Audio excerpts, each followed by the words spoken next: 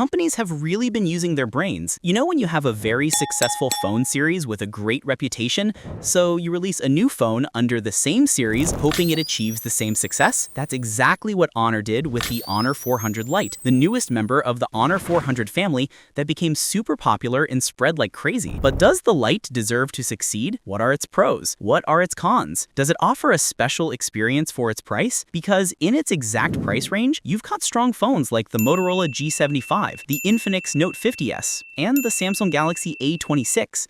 We'll know all of this in today's video. So, as usual, hit that like button and let's see what this phone is all about.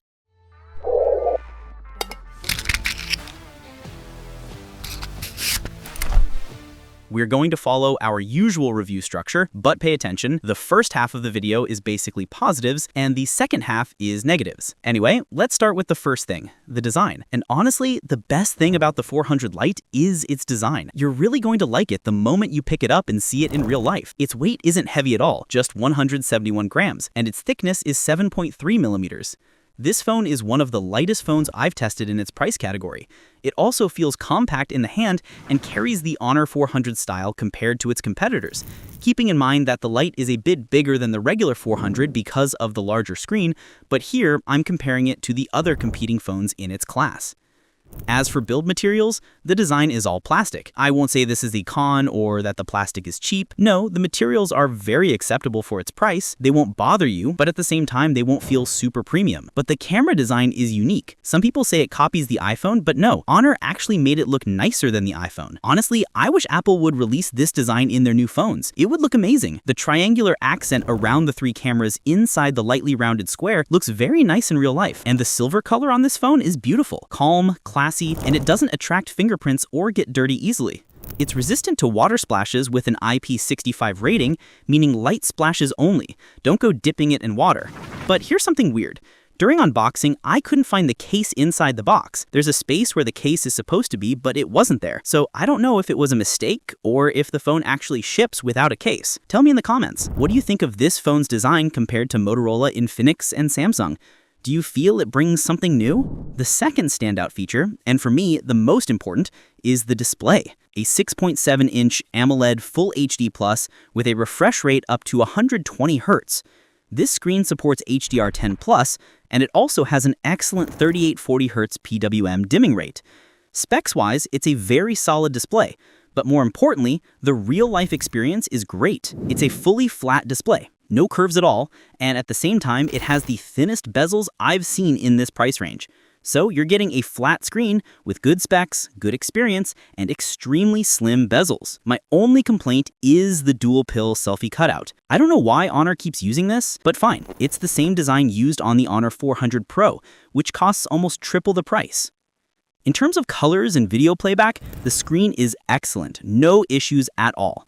You'll get a very premium viewing experience. I was honestly impressed with this display, and what impressed me even more was the brightness. The brightness on this screen is insane. Forget numbers. In real sunlight, the phone gets bright enough to make you say, no way this is its price category. I compared it to the Infinix Note 50s, which was supposed to have good brightness and a nice AMOLED display, and I was shocked that the Honor was much brighter. So yes, the 400 Lite is very strong when it comes to the display, colors, bezels, and brightness. They say the screen is protected with something called Mose Level 4, and it comes with a pre-applied screen protector. Tell me now, compared to competitor displays, do you think the 400 Lite stands out? Now we're done with the positives, time for the negatives. And the word light must affect the phone, and it definitely affects the processor. This phone comes with a MediaTek Dimensity 725 Ultra 6nm technology with 256 GB of UFS 3.1 fast storage and 8 GB of real RAM expandable by another 8 using RAM Turbo. Android 15 with full Google services support.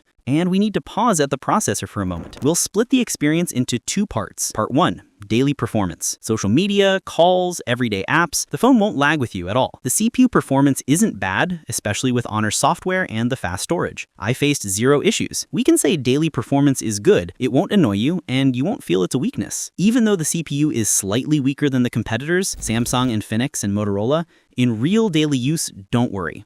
The phone handles normal tasks very well. Part 2. Gaming and heavy tasks. Here's the problem. The GPU on this device is something strange called IMG BXE M8 256. I don't even know, is 256 its RAM and ROM or what? The point is, the GPU is not supported anywhere. Benchmark apps literally told me your GPU is not supported. So how am I supposed to measure its graphics performance? And this affects the Antutu score, not because the processor is super weak, but because the GPU is not recognized. Then I open PUBG to test it normally. It only gives you 40 FPS. What? 40? The competing phones are running 60 and even 90 FPS. So in short, heavy gaming on the 400 Lite is not going to be good at all. What made it worse is that I didn't find a real gyroscope in the phone, which confirms this device is not meant for heavy gaming. But to be fair, there is one good thing. The phone does not heat up. I don't know how, even during the Antutu stress test, the phone barely warmed up. Other cheaper phones with weaker chips heat more than this. So thermals here are excellent. In conclusion, if you're buying the 400 Lite for daily use, social media, calls, WhatsApp, Excel, this phone won't struggle at all, and you'll be fully satisfied. But if you play heavy games, not puzzle games, I mean heavy action FPS games, the 400 Lite isn't for you. Look for other alternatives. Honestly, if Honor had given this phone a slightly stronger chipset, it would have been a very competitive device in its price category. The phone's fingerprint scanner is under the display, and its performance is fast with no issues. The phone has an extra mic for noise cancellation, it has NFC, it has always-on display, but the speaker is mono, not stereo, and honestly, that's one of those annoying compromises. The word light strikes again. If you want Honor's full package, go buy the 400 and pay more. The speaker is loud and clear, no problems, and you can increase the volume even more, but the fact that it's mono at this price is a con for me. And of course, the 3.5mm headphone jack is removed in case you were wondering. The proximity sensor for calls here is ultrasonic. Its performance is exactly like the Honor 400, no major issues. Network reception and Wi-Fi are excellent, seriously excellent. The phone picks up signal even at the far end of the street like it's nothing. Now let's go to the battery. On paper, the number doesn't look big, 5,230 mAh, but in reality, its performance is very good, better than Motorola and Samsung, and very close to the Infinix Note 50s. So I have zero complaints here. The phone easily lasts a full day, around 8 hours of average screen on time, no problem. And Honor does include a 35-watt charger in the box. Don't worry, that one wasn't removed like the case. It charges the battery in roughly about an hour.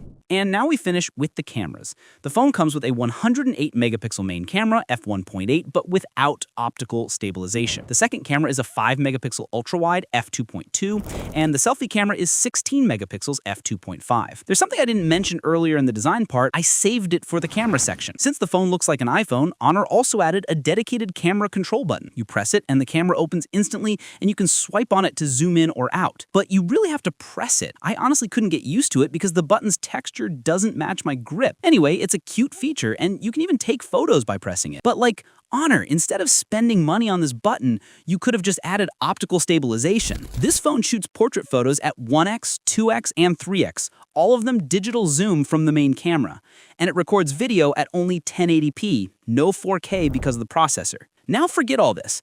Let's see camera performance. I compared it to the Motorola G75. Why? Because that's probably one of the best cameras in this price range. So you need a proper reference to know where the 400 Lite stands. Starting with 1x portrait shot, it's obvious the Motorola's background blur is stronger, its blacks, dynamic range, and skin tones are all more accurate. And honestly, portrait at 2x and 3x on the 400 Lite is not great. The sensor isn't strong and the processing isn't the best. So once you zoom, it's normal that details fall apart. But at least the options exist. You can take the shot, edit it a little bit, and make it look better. In general, after taking a lot of photos with the 400 Lite, I can't say its rear camera is terrible. No, I won't tell you stay away from it. It's a reasonable camera for its price.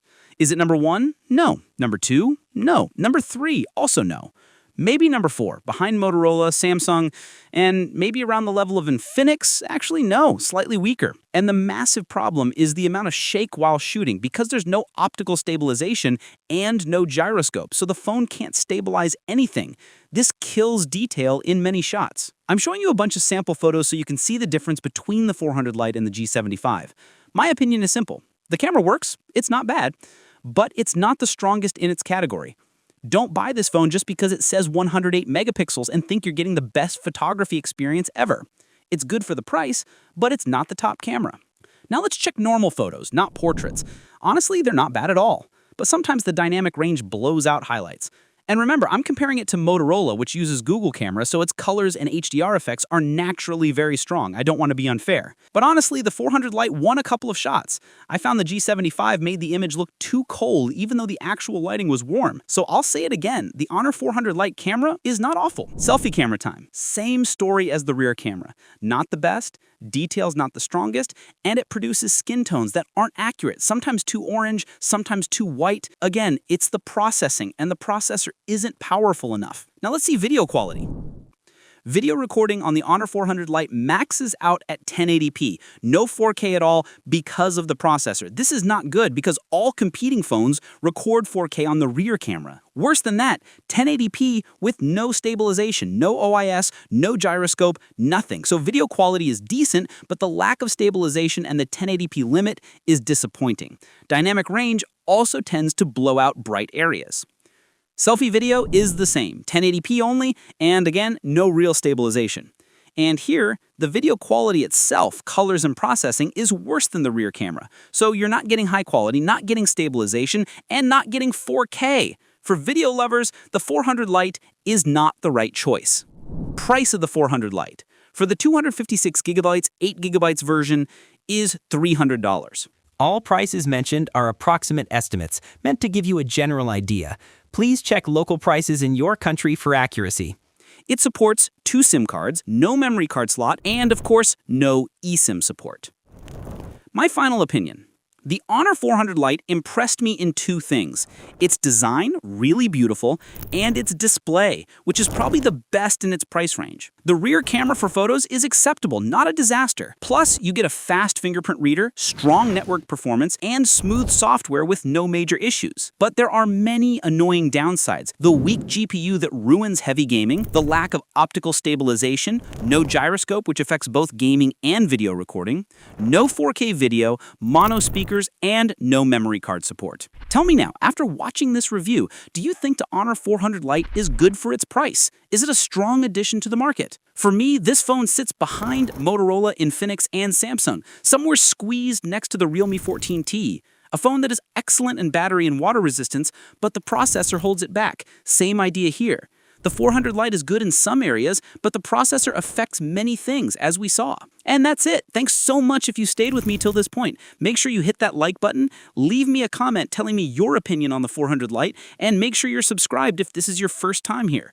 Turn on the bell so you don't miss new smartphone reviews and comparisons.